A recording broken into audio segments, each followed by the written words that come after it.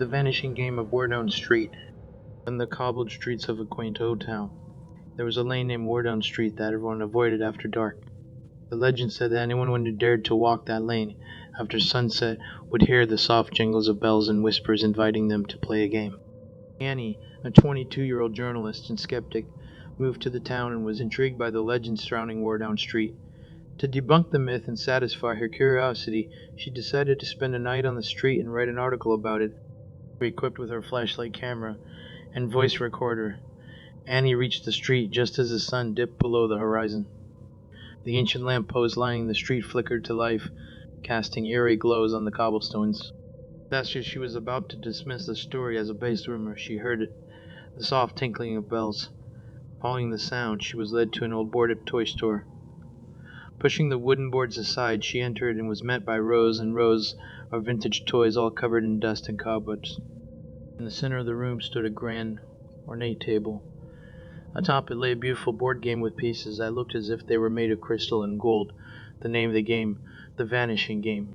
Compelled by an indescribable force, Annie started playing. The rules were simple. For every turn she took, a memory of hers would be projected in the air. If she reached the end of the board, she'd win the game and all her memories would be returned. But if she lost, the memories would vanish forever. And as she moved the pieces, memories of her childhood, her first love, her college days, all floated in the air. She felt a mix of nostalgia and fear. What if she lost them? As she was about to make her final move, a chilling whisper echoed, "Are you sure you want to continue, Annie?" Looking around, she found no one.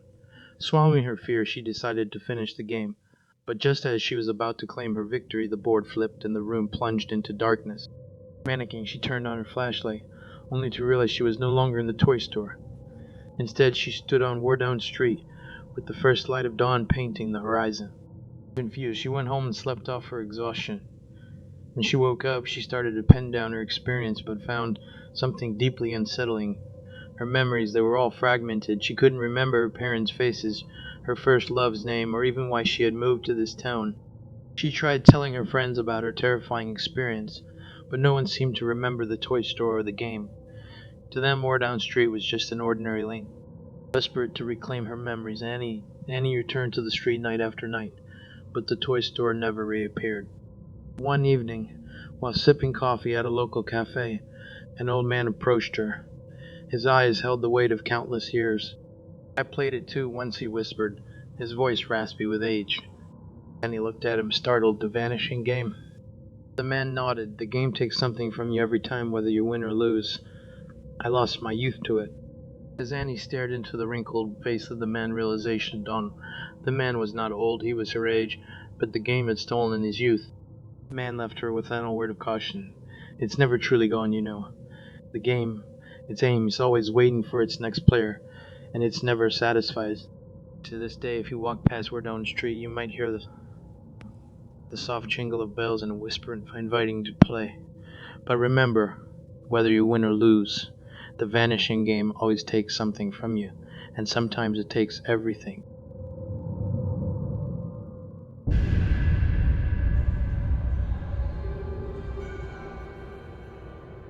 The Forgotten Playground.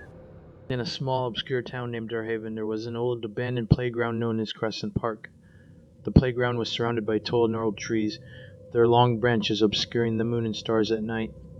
The rusted swings would literally creak in the wind, and the slides were tainted with a greenish-brown shade of oxidation. Legend had it that children who ventured into the park after sunset were ever same again.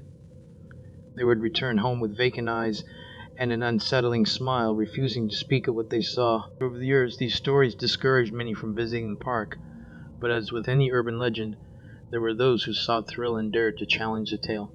One evening, a group of teenagers, Dan, Mia, Alex, and Sophia, decided to debunk the myth. Armed with flashlights, a camera, and the spirit of adventure, they made their way to Crescent Park at the stroke of midnight. As they entered the park, a cold breeze sent shivers down their spines. The trees seemed to whisper secrets, and the swings moved back and forth even though there wasn't a gust strong enough to sway them.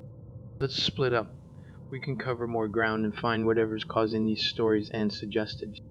Reluctantly, the group agreed. Mia and Alex went left, heading toward the merry-go-round, while Dan and Sophia headed right, towards the old seesaw. After about 15 minutes, Sophia noticed something odd about the seesaw. Every time it tilted towards the ground, a soft, childlike giggle echoed it in the air. Intrigued, she reached out to touch it. Suddenly, the ground beneath them trembled. The entire park began to sink in the ground, revealing a hidden underground chamber. Panicking, the two shouted for their friends and managed to hold on to a nearby tree, preventing them from plummeting into the abyss below.